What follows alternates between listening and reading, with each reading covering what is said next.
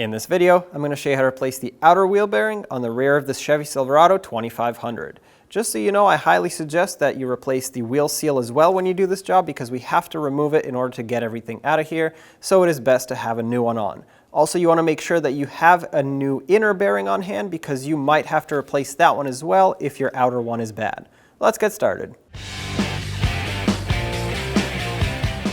Let's remove the wheel. First, if your truck has these, remove your center caps with a 22mm socket. These are just plastic mounting nuts, so be careful with them. You don't want to break them.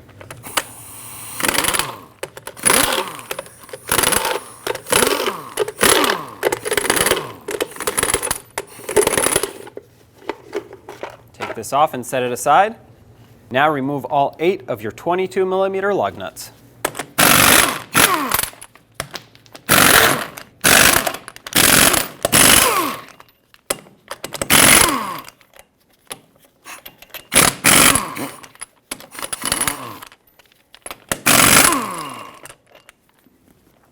If your wheel is stuck, like this one, put one lug nut back on for safety, and then take a rubber mallet and tap it with that rubber mallet on the tire, not on the rim, from the backside.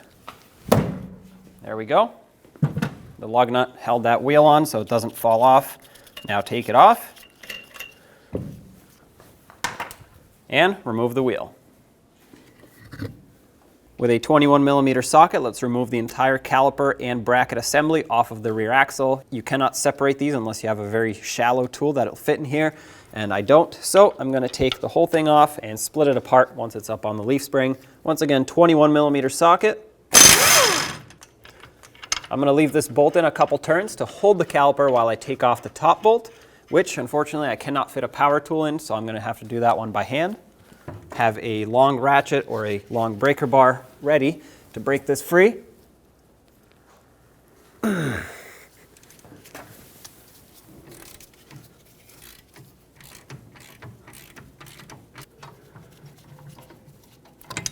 Take this bolt out, support the caliper,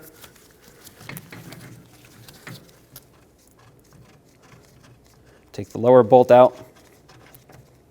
Flip the caliper over on top of the leaf spring. Make sure you don't pull on this brake hose and put no pressure on it. It will damage it if you do that. At this point, you should be able to pull the rotor off. However, ours is seized on this hub, so I'm going to put in 2 bolts. They're 8x125 thread. Thread them in until they bottom out into these threaded holes here, and this is going to help you pull the rotor off. So as you thread these bolts in, it'll push on the hub, push the rotor off. Go back and forth. This should apply even pressure.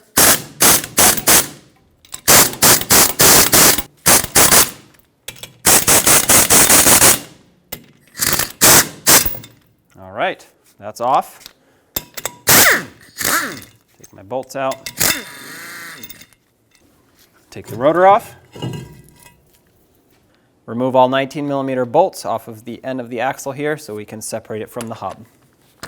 Make sure you have a collection bucket underneath because it will leak fluid once the seal breaks free.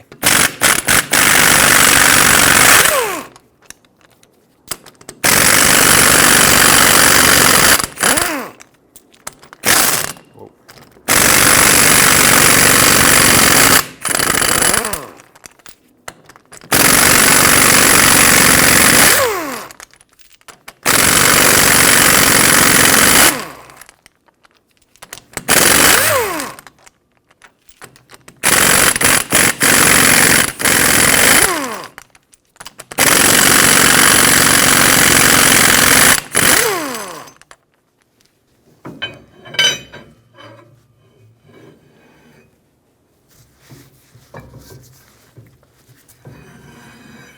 Wipe it off as you take it out so it doesn't drip all over.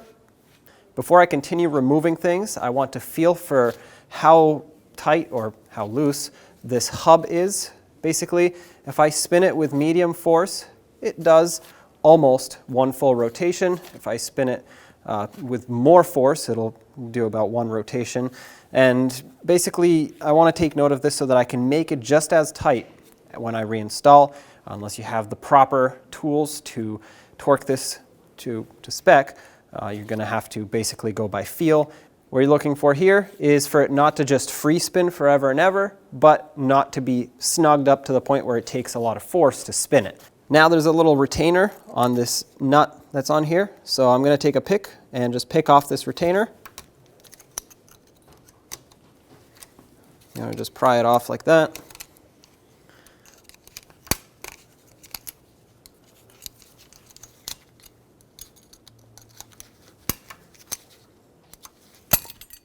There we go.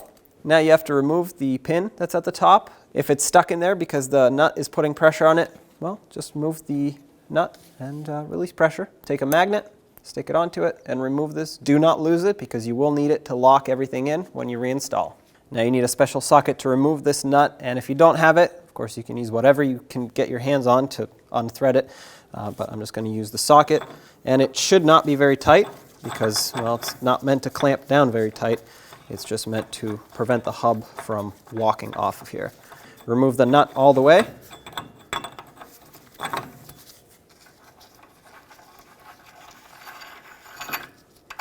There it is. At this point, there's nothing holding this on except for the wheel seal on the inboard side, and we just have to pop it off. I'm going to take a pry bar. Be careful with your parking brake shoes and just pry it out of here. Before I pry it, I'm going to put this nut on just a couple threads so I can hold it on and prevent it from, well, pretty much flying off of here as soon as it pops off. Okay.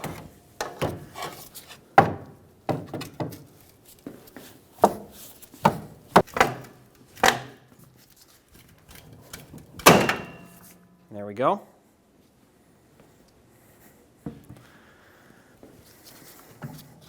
Remove the nut, which held it on perfectly, so that was good.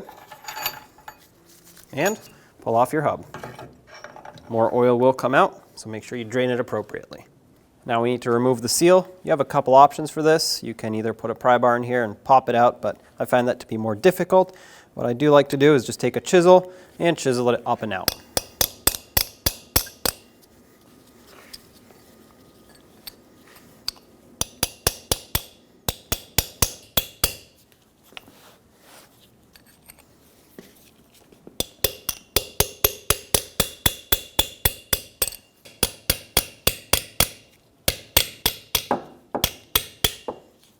There it is.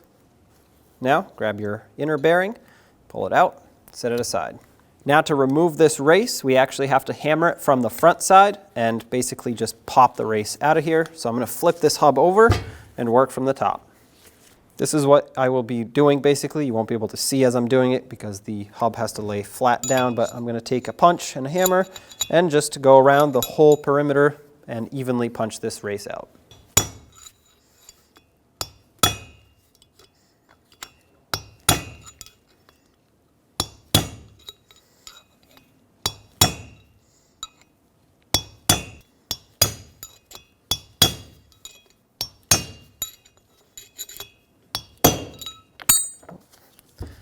That's it. It's pretty much bottomed out. At this point, I can't lay the hub flat anymore, so I'm going to bring it up like this, punch it out from the back side or from the front.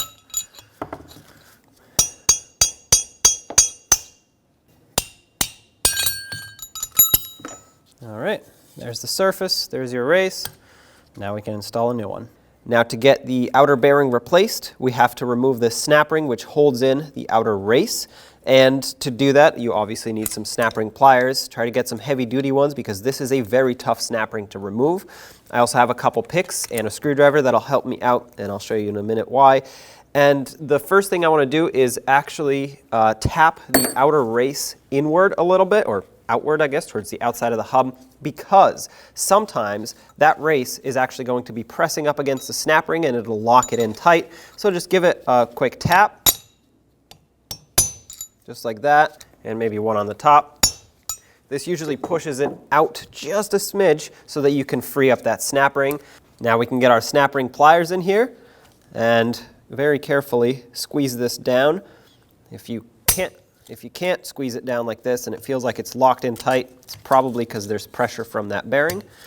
And this is exactly why you need some heavy-duty snap ring pliers, because this is a very tough snap ring to remove, like I said. And what I'm aiming to do now is just squeeze it in a little bit, and then I'll get my pick on the side of it so I can pull it out the rest of the way. That's my plan. Okay, so this is what I'm going to do. I have my pick in there.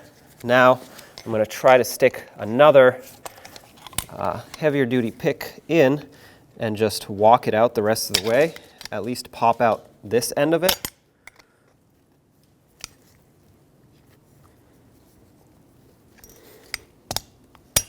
There we go. And now, with this pick still in here, I'm going to flip this around and use the other pick to continue prying it out of its groove. If you have a better method that you want to use, go ahead, but this is a very tough snap ring, and because I have to put so much downward force on the snap ring pliers, it actually does not allow me to lift it out of the groove at the same time as squeezing it. Just go around. Try to be gentle, but obviously you do have to put some force into it. If you end up damaging this snap ring, you have to replace it. You can't reuse this if it is in poor condition.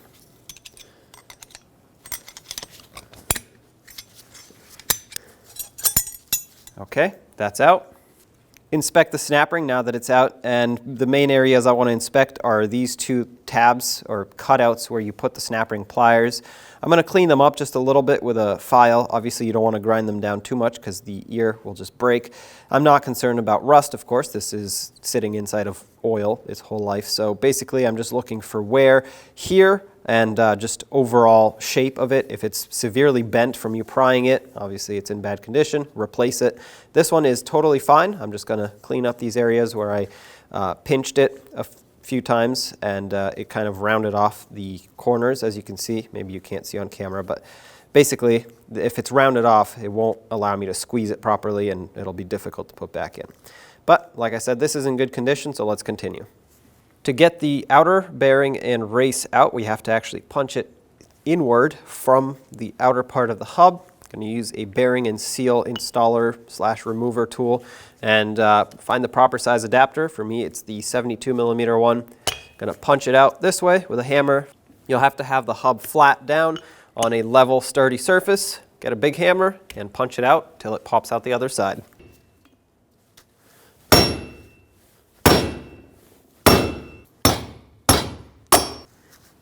Pull this up, and there it is. All right, so it's time to install the new outer bearing. I'm going to stick a rag in here and just clean off the surface. Inspect it, of course, make sure it's good. If you had bearing damage for some reason, you want to make sure the hub itself is still good. If not, source a new one. This bearing, just like when we pressed it out, it comes out as an assembly with the race, so that's exactly how it's going to go in.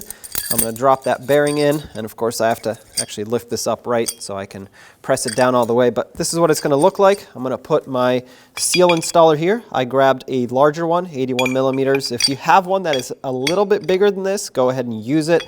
Obviously you don't want to use the old race and have that stuck in here, and then you have to press it out somehow, but basically make sure you're pressing on the outer ridge of this race and not damaging anything. If you don't have one of these, you could just use a punch and go all the way around. Whatever works for you, this usually helps you stay perfectly flat on the race, so it sometimes works out a little bit better. Having said that, let's bring it up, put this in, grab a hammer, and press it on. Start out slow and make sure that it's actually going in straight. If it's going at an angle, you're going to want to stop and correct it from the backside so that it can actually press down evenly. If it gets stuck at an angle, it's going to be a lot harder and could damage things.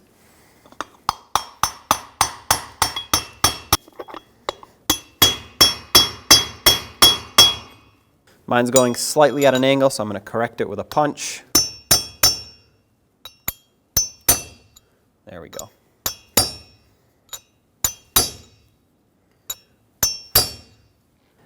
As you get closer, you want to pay attention to this ridge right here. This is the old bearing and race that I pressed out, but I'm using this to demonstrate. You can see the race is flat here, but the bearing sticks out a little bit further. So if I use this tool, it's actually going to start hitting the cage of the roller bearings on the bearing itself, not the race anymore. So as I get to that point, as soon as I'm close, I'm going to stop, and then I'm just going to use a punch and go all around and seat that race fully. You want to make sure this has almost no play at all and it is pressed down all the way. The race will stop on the bottom of the hub there on the outer surface, exactly where it needs to. So don't worry about trying to line it up from the top. Just go all the way down until the race seats itself. Just make sure you don't hammer on that cage. Make sure that the punch fits perfectly on this outer ridge here. Once again, you do not want to hammer on the bearing.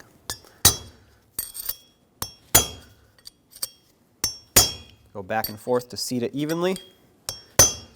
As you can see, the race is now fully seated on here. You can see it from the front side, and the bearing has very minimal play. That nut that goes on the end of the spindle on the axle actually puts pressure on this directly, so that's exactly what we will do to seat the bearing on the race. So at this point, let's flip this hub over and put our snap ring in.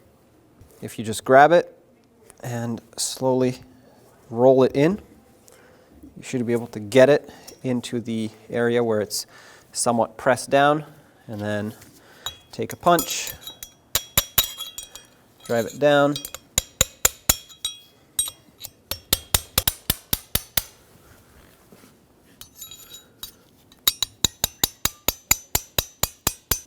okay, just a little bit more to go, and there it goes, snapped right in.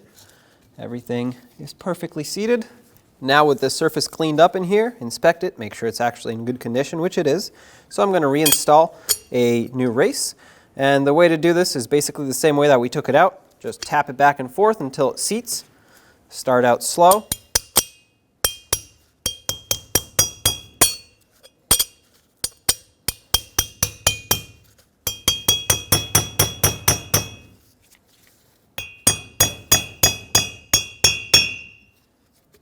And then continue driving it down.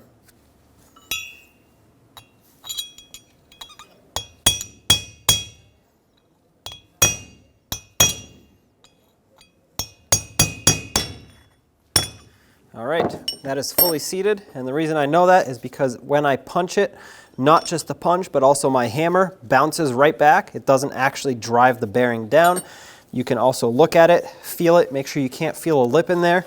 Look at it from the front side, and I can see that it is 100% fully seated in there. So we're good to go. We can put the inner bearing in.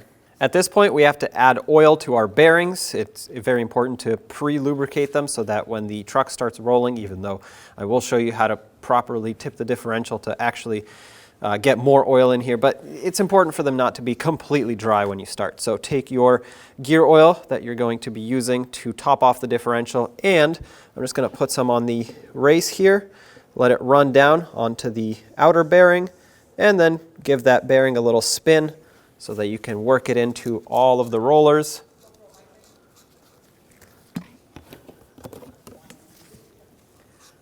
This can make a mess, so make sure you have something to absorb the oil on the bottom. Now let's put on the inner bearing onto its race. Add oil. Roll it around. Okay, and now we are ready to install our new seal. This is where the seal is going to sit, and you want to inspect this surface. A lot of times, if the seal goes bad, you'll have corrosion in here, or even if the seal is still good. But even if the seal is still good, sometimes water sneaks in here, creates a lot of rust. Mine is perfect, so I'm not worried about that. I'm going to wipe it clean and grab the new seal, and let's drive it down. If you have a large block of wood, that would be ideal. If not, just find something that will hammer this down evenly. If you really don't have anything, take a rubber mallet and gently tap on the outside, going around and around to seat this evenly. Try not to tap on the rubber part of the seal, just tap on the outer piece here because it's more reinforced, and obviously the rubber will just disintegrate or break if you hit that with a hammer. Having said that, I'm going to try my best to tap it as even as possible. This rubber here is what's going to create a perfect seal, so if you go at an angle, it could get damaged, so be careful. Fix it as soon as you see that. Just tap it on the other side and drive this down until it's completely seated up against the hub. I'm going to use a rubber dead blow hammer and just tap it down.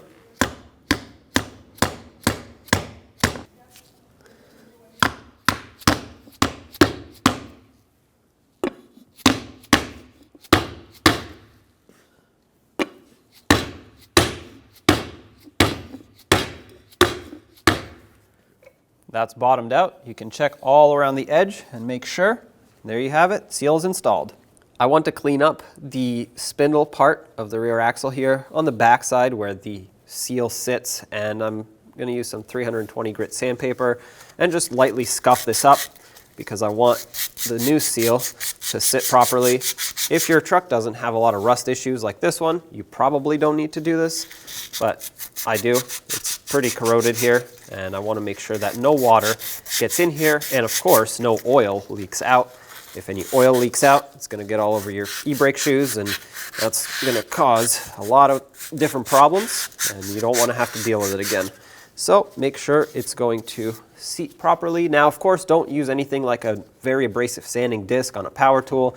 Otherwise, it'll damage the axle, and that's going to cause even more problems. Just lightly scuff it up with some fine grit sandpaper.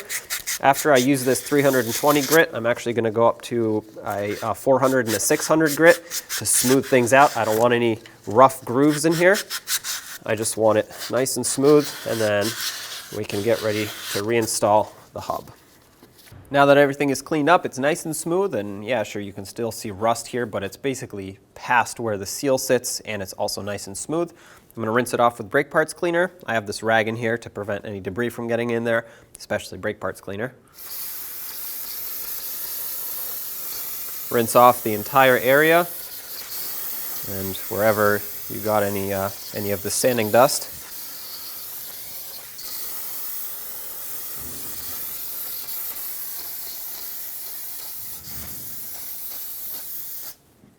Now let's oil up the surface, mostly so that it can be pre-lubricated, but also so that everything can slide on nicely.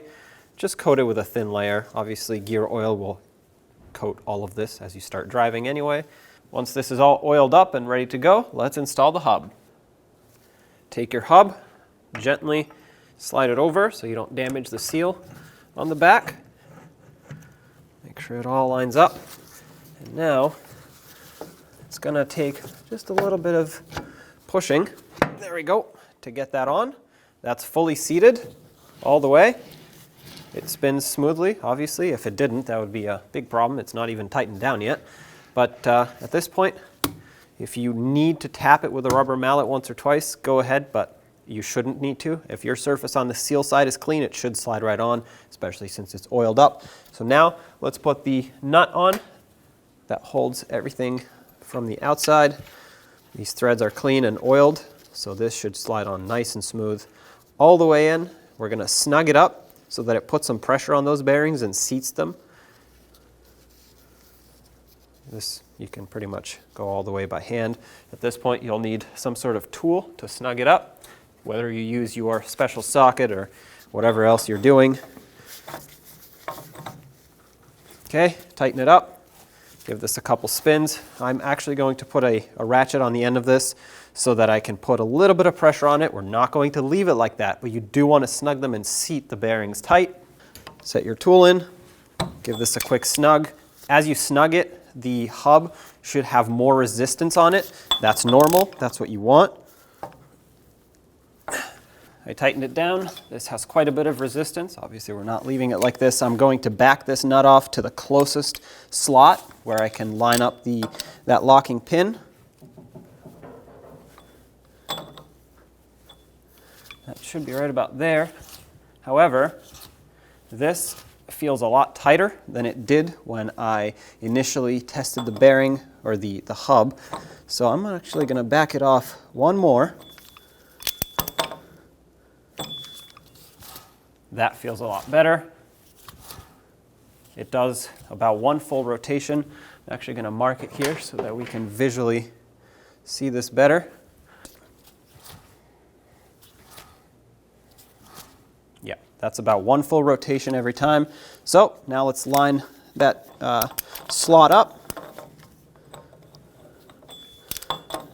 Like that. Perfect. We can put that pin in to lock it down tight. Slide it through all the way in. And then in this particular application, we had this cover. Just press that on.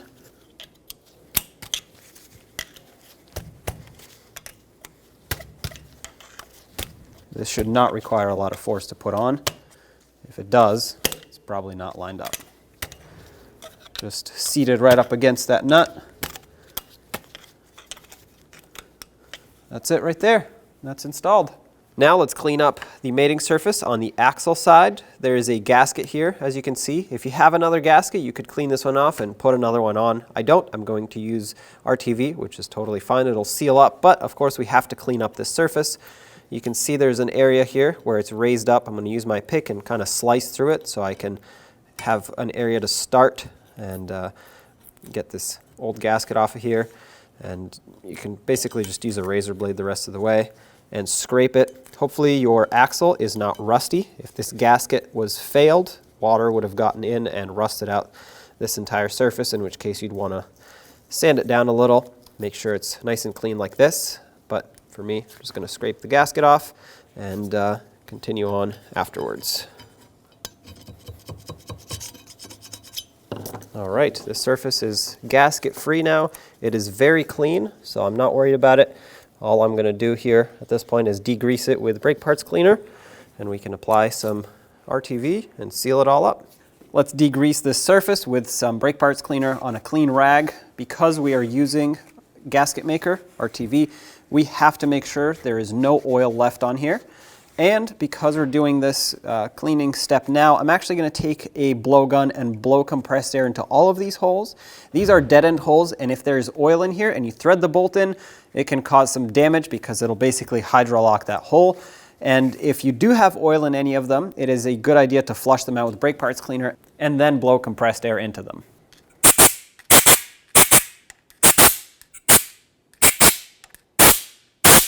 As you could see, that one had some debris in there, some moisture. All right, we're good to go. This surface is dry. Apply a very thin layer of RTV. If you put too much, it can actually squish to the inside of the hub here, and that would not be good.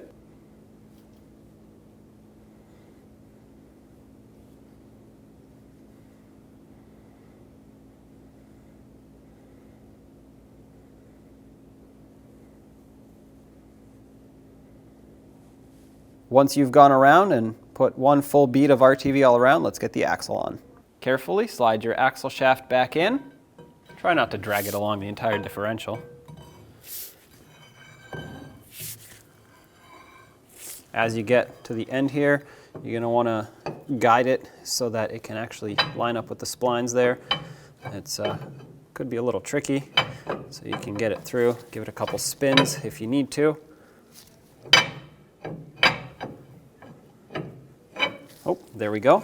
And right over here. Before I get very close, I'm going to try to line up the bolt holes so I can get the bolts through without smudging the RTV around. I've cleaned up the threads on all of my bolts, got rid of the old thread locker, and I applied some new thread locker.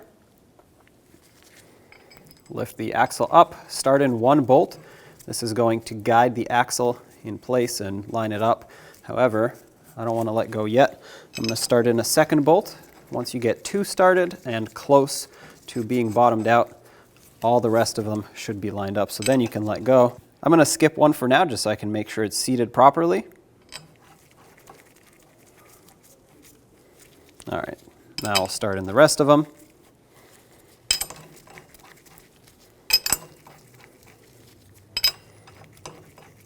Now let's tighten them all up. I'm going to go in a cross pattern and just snug them, and then I will come back and torque them properly. Doesn't matter on which one you start, but it does matter that you go in a cross pattern so everything can get seated properly.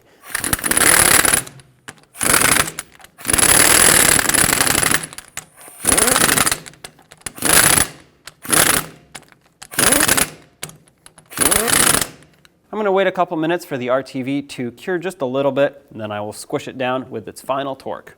I have a long pry bar going through the lug studs, and that's going to hold the hub for me from spinning. If you wanted to, you could actually finish the job, put the rotor on and everything, and then put the wheel on without the center cap, and that'll give you access to these bolts, and then you could just torque it when it's on the ground. But I have a pry bar here, and I'm just going to do it this way. 167 foot-pounds is the torque for all of these. I'm going to go in a cross pattern, and as I torque one, I will mark it. That way I don't accidentally go over it again instead of the one that I have not torqued yet.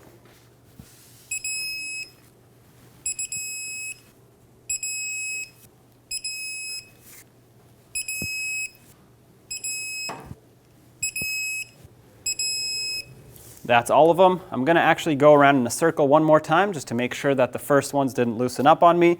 But after I do that, this should be all torqued.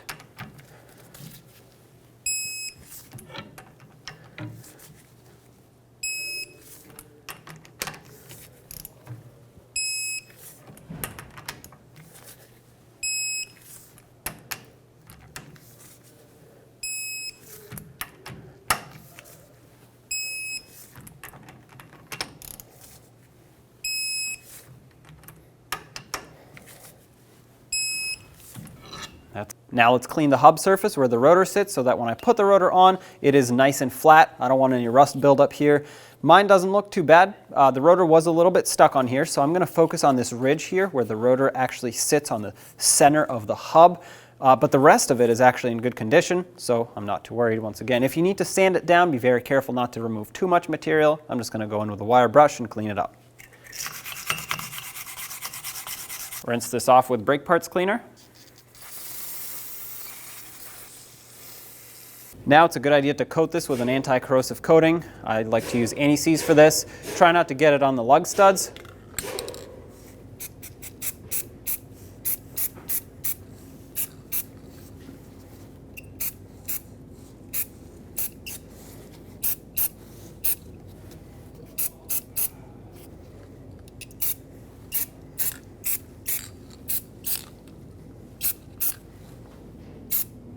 I'm using a new rotor, but if you're reusing your old rotor, make sure you clean the hat of the rotor on the inside where it sits on the hub, just like we did the hub.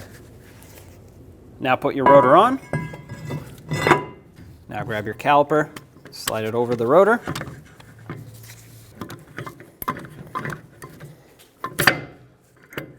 Okay.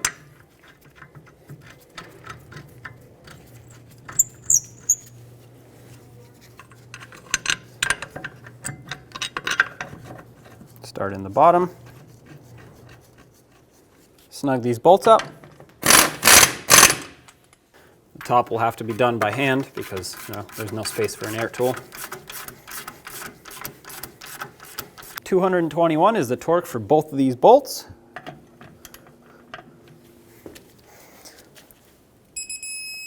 There's one and two.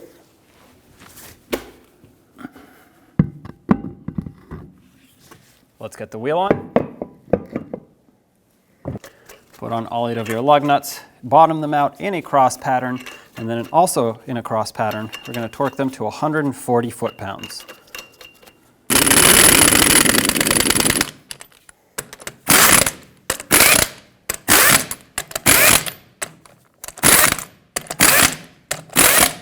Once again, 140 foot-pounds in a cross pattern.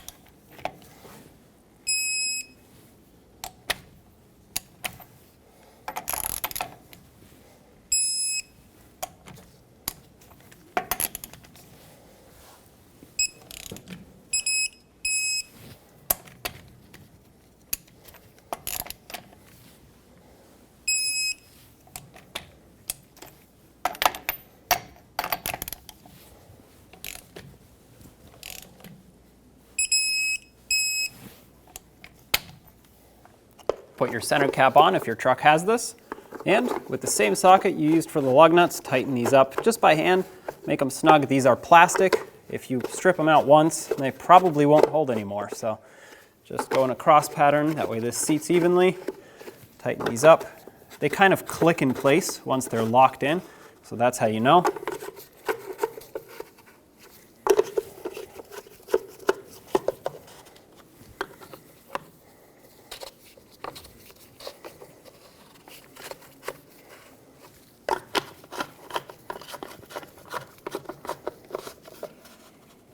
On the passenger side of your rear differential towards the front where the pinion is, you're going to find your 3/8 drive fill plug, remove it, stick an extension with a ratchet in here, break it free, remove it the rest of the way.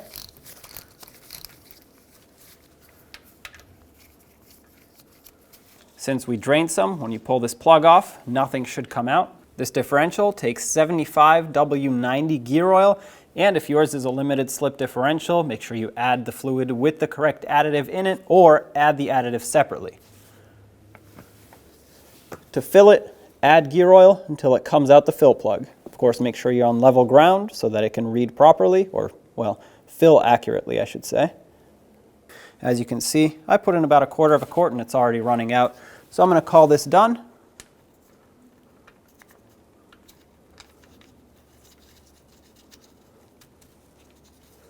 Cap it off. Wipe off any drippage.